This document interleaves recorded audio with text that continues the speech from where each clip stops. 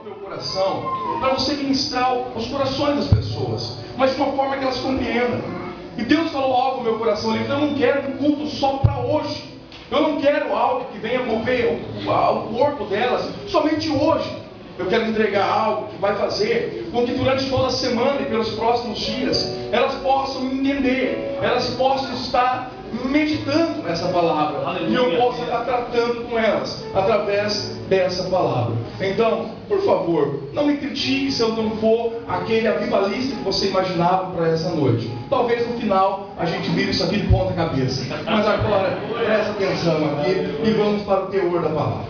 Queridos, quando eu olho para esta palavra que eu acabei de ler, está registrado aqui no Evangelho de São Mateus, aquele que outrora chamado de Levi, aquele que outrora compunha uma organização que cobrava impostos ali dentro de Cafarnaum, mas que um dia meu Jesus passa por ali e olha para a vida dele, diante de todos os demais que estavam ali com a mesma farda, com o mesmo uniforme, mas olhou para ele, não sei porquê, talvez viu algo diferente dele, viu ali um coração mais sensível à voz do mestre, e olhando para ele disse: segue-me. Aquele convite mudou a vida desse homem para todo sempre. Aquele convite transformou a vida daquele simples cobrador de impostos, daquele homem que era tido como um mau caráter, daquele homem que era tido como alguém que se vendeu pelo poder de Roma, se vendeu para Roma para cobrar impostos dos seus irmãos. Mas enfim, agora a sua vida é transformada. E agora eu vejo ele sendo transformado num evangelista e escrevendo esse evangelho. E aqui, o meu Cristo, enquanto falava, ele com uma espécie de, vou chamar aqui de caneta na mão, ele começa a registrar as palavras de Jesus. E um dia, ele foi diferente talvez de Lucas, diferente de Marcos, que escreveram ali, dado a documentários que tinham, que compunham, dado a palavra que ouviram por parte de outros apóstolos. Mateus, o comentário dele é diferente porque ele foi uma testemunha ocular. Ele pôde ver a cena, ele pôde andar com Jesus, acompanhar o mestre e falar com muita propriedade acerca de fatos da biografia do nosso Cristo e de fatos que envolveram o ministério de Jesus. E aqui, nessa ocasião, eu vejo aqui Mateus escrevendo as palavras de Cristo, que olhou para uma mulher e disse: essa atitude, a ação dessa mulher vai ficar marcado na história. E todas as vezes que esse evangelho for pregado, alguém vai se lembrar do que essa mulher fez. Ela entrou para a memória. E quando eu olho para isso, me salta das entrelinhas sagradas o tema: tem memória. É sobre isso que eu quero falar um pouquinho nessa noite. Em memória. E quando eu olho para isso, deixe-me estender um pouquinho mais essa introdução. Eu tenho que entender o seguinte: quando Deus criou o ser humano, o ser humano é um ser muito complexo. Não é um ser assim como dizem por aí, simplesmente uma carta que a parteira manda para o coveiro. Não, é muito mais do que isso. O ser humano, ele não é, a alma do ser humano não é igual à alma de um animal, que simplesmente tem ali um instinto de sobrevivência. É um ser muito mais complexo. É por isso que a Bíblia fala que o ser humano foi criado à imagem e semelhança de Deus. Aleluia. Quando eu olho para essa realidade, imagem significa que assim como o ser humano, assim como Deus é espírito, o ser humano também tem um espírito. Aleluia. O ser humano não seria talvez uma trindade, é claro que não, mas é uma tricotomia, porque é composto por alma, é composto por espírito e é composto por corpo. E dentro de cada um dessas, vamos dizer assim, dessas partes que compõem um homem, que compõem um ser humano, Deus dotou a cada um de suas faculdades. Por exemplo, o corpo tem pelo menos 5 faculdades: a audição, a visão, o paladar, o tato, enfim, o olfato. E você sabe muito bem disso.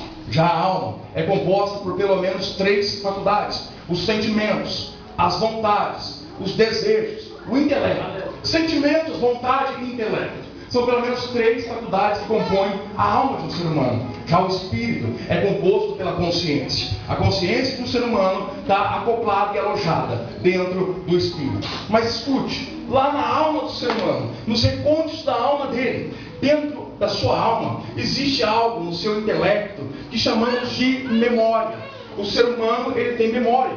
Ele foi criado com memória. Pena que alguns parecem negligenciar esse fato. coisa triste quando o ser humano não ocupa a sua memória, não usa a sua memória. E nisso eu vejo um dos fatores pelo qual o ser humano é semelhante a Deus, pelo qual a Bíblia fala que Deus fez o homem semelhante a Ele mesmo. Imagem, portador de uma alma, de um espírito. Semelhança, fala de semelhança moral. O homem foi feito sem pecado, foi feito dentro de uma pureza que lhe era peculiar, pelo menos antes do pecado entrar dentro da esfera da terra. Agora escute, quando eu olho para isso, eu entendo uma semelhança entre o homem e Deus, porque Deus também tem memória. Quando eu olho para a palavra, lá no livro de Isaías 49:15, está dizendo: pode uma mulher esquecer do seu filho que ainda mama, de uma forma que não se compadeça dele? Todavia,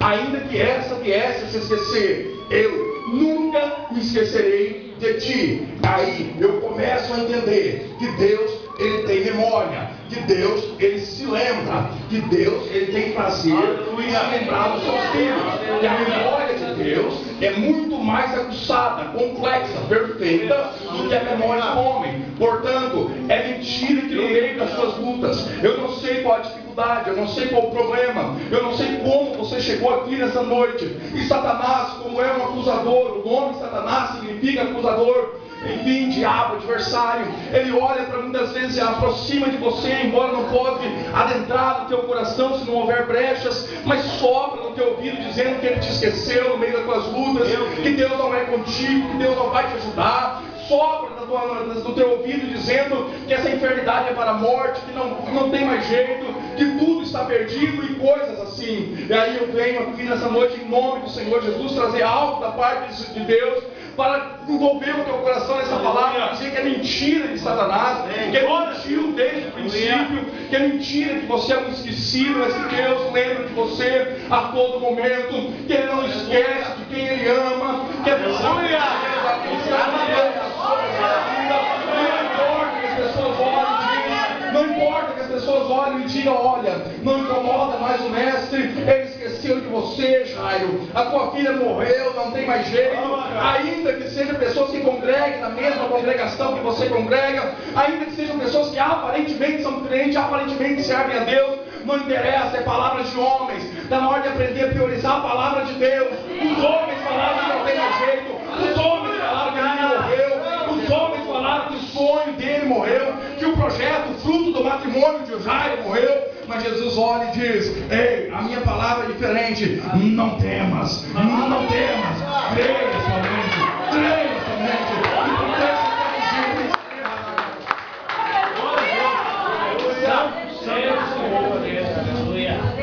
Agora escute, quando a palavra de Deus, ela diz que Deus se lembrou de Noé. Lembra do episódio da arca? Lembra do dilúvio? Quando a palavra de Deus diz que Deus se lembrou de Noé, eu começo a meditar na veracidade dessa palavra. Eu começo a meditar na profundidade dessa palavra. E começo a pensar da seguinte forma: quando a palavra, a Bíblia diz que Deus se lembrou de Noé na arca, depois de pelo menos 40 dias e 40 noites, depois de todos os animais terrestre desperecido. Um dia desse, uma irmã se levantou e disse: irmãos, naquele dia morreu todos os animais, inclusive os peixes morreram afogados. Eu olhei e falei: meu Deus, de onde ela tirou isso? A palavra está deixando bem claro. E todos os animais terrestres pereceram. Ah, que história é essa de peixe morrer afogado? Mas enfim, quando eu olho para essa realidade, eu estava no curso, imagino que foi se segurar, mas tudo bem. Quando eu olho para essa realidade, quando eu olho para isso, eu fico imaginando Deus se lembrando de Noé. Quando a palavra diz que Deus se lembrou de Noé, eu entendo na palavra Deus soprando sobre a terra, Deus fazendo, mandando um vento para que a água começasse a baixar. Aí eu vejo a diferença de você granjear um lugar na memória de homens e na memória de Deus. Porque homem, ele tem você ou se lembra de ti, mas como uma simples lembrança, não envolve uma ação ao teu favor. Agora Deus, quando a Bíblia fala que ele se lembrava de Noé, o lembrar de Deus envolve ação. Ele já agia em prol, em socorro povo de Noé e dos demais 7 seres humanos que estavam com ele naquela arca. E aí eu começo a entender e me dá pena de muitos aí que lutam, que fazem de tudo para ser lembrado por homens, pessoas que se dedicam em granjear um espaço no coração de homens, são bajuladores, são pessoas que querem ser lembrados, são pessoas que querem ser vistos, são pessoas que fazem para se mostrar, são pessoas que vêm para o culto e se sair daqui e naquele dia não teve oportunidade de louvar, fazer algo aqui, sai daqui reclamando do ministério, reclamando do pastor, porque não teve uma oportunidade, querido. Todo mundo tem uma oportunidade, era só ter abrido a boca linda que Deus te deu e ter louvado. Está se levantando aí uma geração que quer púlpito, uma geração que quer ser visto, uma geração que parece que quando eu vejo que a unção está nesse aparelho, às vezes dá a impressão que nós vamos ter que comprar pelo menos uns 100 e distribuir um para cada um, porque só grita, só adora, só glorifica quando está com esse aparelho na mão. E aí a obra vai crescendo, querido. Está na hora de entender que toda honra e toda glória é para Ele, toda honra e toda glória é para Ele.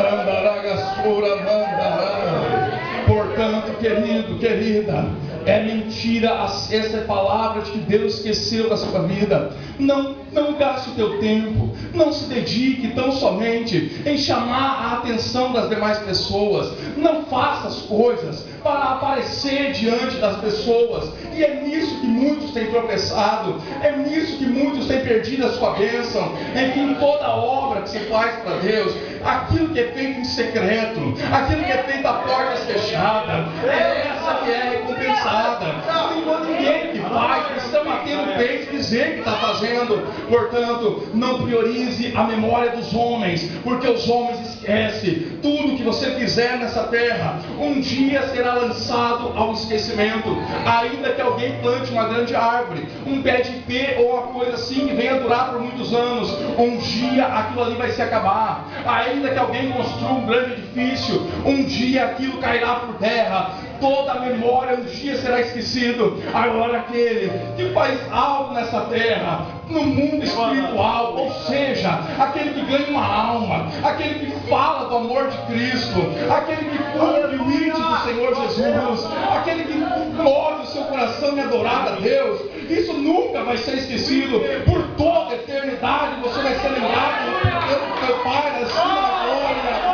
Nunca será esquecido. Portanto, é Ele, é na mente dele que nós temos que ocupar um espaço, um lugar. Agora escute, quando eu olho para essa palavra, eu começo aqui a imaginar o que foi que essa mulher fez, que atitude é essa que chamou tanta a atenção de Cristo, para ele olhar para ela e dizer, para olhar para os discípulos, para os apóstolos e dizer, o que ela fez vai ser marcado na memória, o que ela fez não será mais esquecido. Mas o que ela fez de tão especial? Quando eu olho para o texto, eu vejo aqui Maria, eu vejo aqui uma mulher que quando soube que Jesus estava por ali, estava nas proximidades, ela pega e diz, eu vou até ele, mas eu não vou de mão vazia, eu vou oferecer alguma coisa, eu vou levar alguma coisa para o meu Cristo, eu vou levar alguma coisa para aquele que salva a minha alma, que salvou a minha alma, para aquele que é o Salvador do mundo. E diante dessa eu imagino ela, eu vou tentar trazer isso ao teu coração de uma forma mais simples, você entender. Eu imagino ela entrando dentro de casa e falando, o que eu vou levar para ele? Eu preciso trazer, eu não posso me aparecer diante de Cristo, me apresentar diante dele com as mãos vazias. O que eu vou levar para ele? Eu imagino ela procurando, eu imagino ela chegando lá em algum tipo de objeto, e de repente ela olha, made in China, fala, isso aqui é do Paraguai, eu não vou oferecer isso aqui para ele. Eu imagino ela pegando outra coisa, falando, isso aqui não vai durar muito, isso aqui é coisa chulé, coisa chula, irmão, o que eu vou levar para ele? E de repente ela olha, nós às vezes tem aquele costume de guardar as economias dentro de um porquinho, só que o porquinho não pode ter chave, né? O porco só quebrado para tirar, senão ninguém guarda. Mas enfim, colocar as moedinhas ali. Ela tinha um porquinho também, só que era um vaso de alabastro. Aquilo ali era um nardo puro. Agora escute, e deixa eu te explicar uma coisa. Os melhores perfumes da atualidade, eles são compostos por 22% de essência, conservantes e nada de álcool, ou seja, nada de água. É composto por álcool, conservante e essência. Os melhores perfumes do mundo são compostos por 22% de essência. Agora escute, a palavra diz que o nardo que ela ofereceu era um nardo puro, ou seja, era 100% de essência. É por isso que a Bíblia diz que aquilo ali valia pelo menos 300 denários. Um denário é equivalente a um dia de trabalho, um dia de serviço de um trabalhador braçal. Vamos fazer a matemática simples. Vamos jogar, rebaixar ao mínimo. Um dia, vamos supor, R$50 um servente pedreiro. Ninguém mais trabalha por isso, mas vamos supor, para fazer uma conta aqui, R$50, 300 denários vezes R$50. Isso deve dar pelo menos uns R$15.000. Enfim, é muito dinheiro, é muito valor que ali estava envolvido naquele lugar. Agora, como uma mulher tem coragem de pegar um frasco de perfume que valia pelo menos R$15.000 e levar e quebrar aquilo ali e jogar aquilo sobre Jesus? Ou seja, ela levou, ela ofereceu o melhor que ela tinha. E se você nessa noite está aqui para trazer e trouxe aqui o melhor que você tem para Deus, se prepara, porque você também vai granjear um espaço na memória dele, vai ganhar espaço no coração dele. A tua história não vai ser esquecida. Aleluia. Eu não sei como tem sido o diário da sua vida, o diário da sua história. Eu não sei quantas páginas de derrota compõem o diário da tua história. Eu não sei, eu entendo que Satanás já colocou um ponto final aí e disse para você que daqui não vai, que a tua projeção acabou, porque você não é filho de um pastor, porque você não tem ninguém influente na sua família. Eu quero dizer que isso é tudo mentira de Satanás, que Deus manda dizer que hoje ele põe uma vírgula,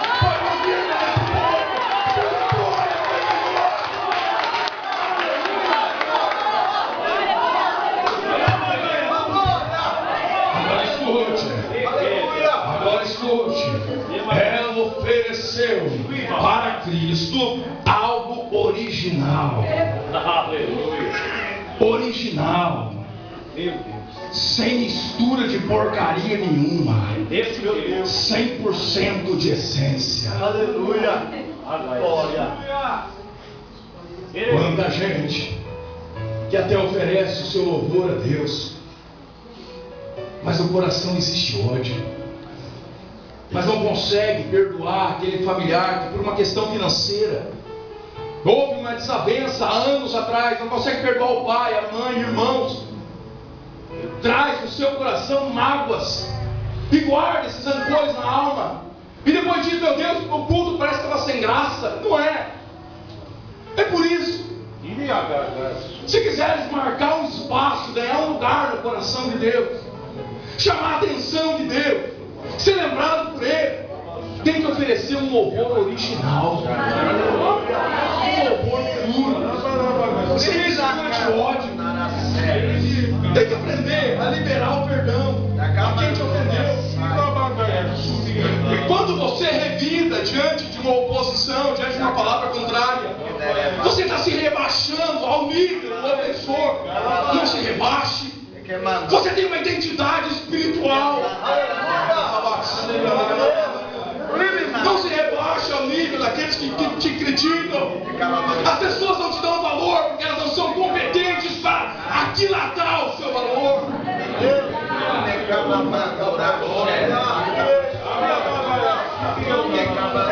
Não permita que críticas tenham influência sobre a sua vida. Para de permitir que esses sentimentos de inferioridade venham envolver o seu coração, dizendo que não tem mais jeito, dizendo que não é ouvido por Deus, e coisa assim. É mentira de Satanás. Então somente aprende a perdoar.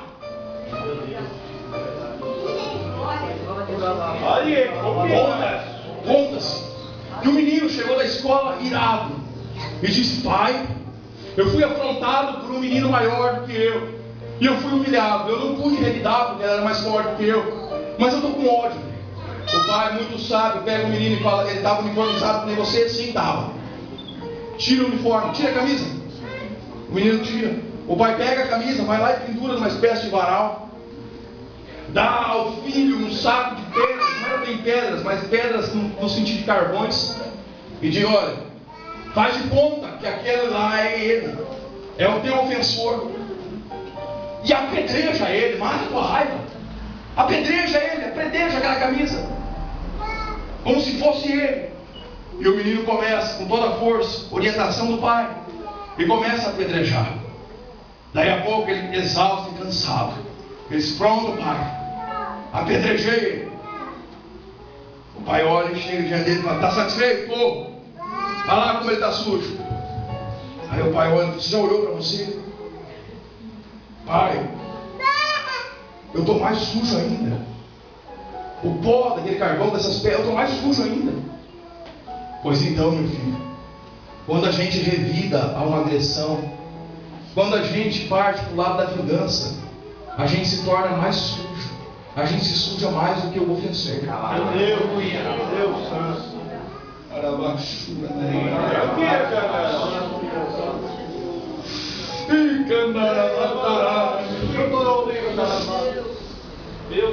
Nós só vamos ter tudo de Deus o dia que Deus puder ter tudo de nós também. O dia que nós aprendemos a nos doar por completo, a nos entregarmos por completo. Só vamos atingir um avivamento puro, verdadeiro, a qual buscamos e ansiamos. O dia que nós aprendemos a transformar todas as atitudes da nossa vida no dia a dia cotidiano. Tem um culto a Deus. Tem um culto a Deus. É possível. É possível. A palavra diz: lembra do teu Criador nos dias da tua mocidade, antes que venham os maus dias. Santo é o Senhor. Faça aquilo que tiver à mão para fazer hoje. Ouça esse conselho desse rapaz, desse jovem pregador, para que amanhã a tua consciência não aponte o dedo para o teu nariz e diz: o que você fez da sua vida? Meu Deus! Porque hoje você tem vigor, hoje você pode. Deus te dá saúde, te colocou num país livre. O que te faz feliz não é ter o melhor carro da cidade. Eu sei que esse mundo capitalista nos leva a acreditar nisso: dinheiro, dinheiro, que dinheiro traz felicidade e coisa assim. Dinheiro pode até ser um ótimo servo, mas é um péssimo patrão. Vigie o lugar que você dá a ele na sua vida. O que te faz feliz não é ter o melhor carro, nem a melhor casa. Você precisa da paz, da graça, da unção que vem de lá. Porque você veio de lá. Você veio de Deus. Não, pregador, você está generalizando. Você, às vezes, alguém pode dizer: eu nem crente sou. Você está falando isso só para crente? Não. Eu não interessa se você é crente ou não, você vem de Deus. Amém. Porque a palavra diz que quando o ser humano morre, o que é pó volta a pó, e o espírito volta para Deus. De todo ser humano. Se o espírito volta para Deus, então veio de quem? Lógica. Como você veio de lá, você precisa daquilo que vem de lá para ser feliz. A tua alma anseia daquilo que vem de lá.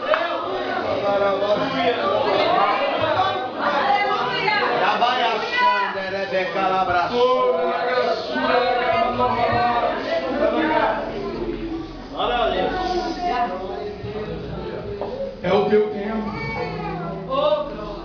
É a nossa vez. É lindo falar sobre os heróis da Bíblia Sagrada, mas eles fizeram a sua parte e passaram. Já reparou que Atos dos Apóstolos não tem uma doxologia, não tem uma saudação final como as demais cartas do Novo Testamento? É porque a história da igreja não termina em Atos. A história da igreja continua.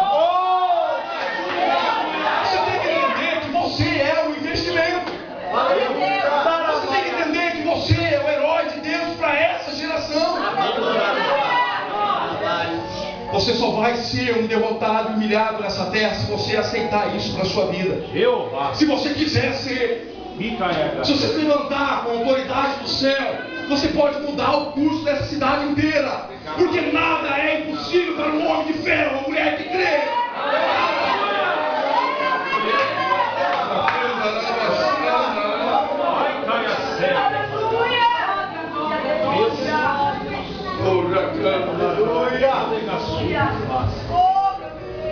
Falta de memória gera ingratidão. 10 leprosos foram curados. Um voltou para agradecer. 9 não desenvolveram a memória. 9 não lembraram do sofrimento e de quem os salvou e de quem os curou. Não lembraram. Você é grato a Deus? Ou você vem na igreja só para pedir? Culto existe para nos doarmos a Ele, para doar o nosso melhor para Ele. A que grupo você pertence? Aos que voltam para agradecer? Para de reclamar da vida. Para de dizer que a sua vida nada está certo, que você só vê milagre na vida dos outros. Você é um milagre. O fato de você estar aqui é um milagre. Você tem promessas sobre a sua vida. Você está amparado em ricas e preciosas promessas. Existe um Deus que um dia deixou bem claro para nós: eu vou preparar lugar. Eu vou voltar para buscar vocês, para vocês estarem junto comigo. Porque eu vos amo. Porque eu vos amo.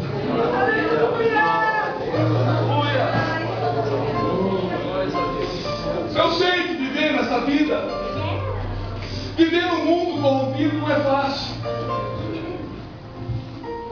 Eu sei. Quando Paulo diz, porque temos uma pátria no céu, a palavra pátria ali no original grego é politeuma. Politeuma significa cidadania. Ou seja, estamos na terra, mas a nossa cidadania é celestial. O nosso jeito de viver, a nossa conduta. A nossa conduta está escrita aqui, porque vem de lá. Está escrita aqui na palavra. Quem tem cidadania celestial é afrontado nesse mundo. Anda, porque anda na contramão desse mundo. Mas vale a pena.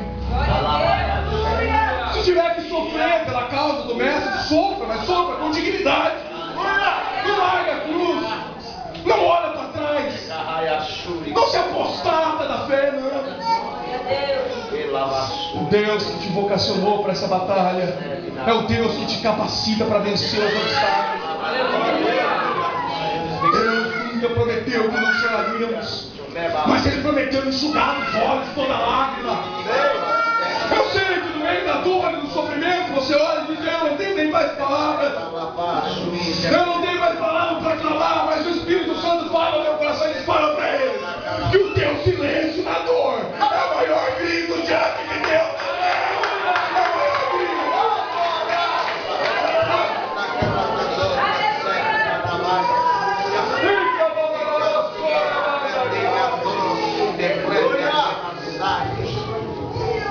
Existe um Deus do céu que é muito maior do que os seus problemas.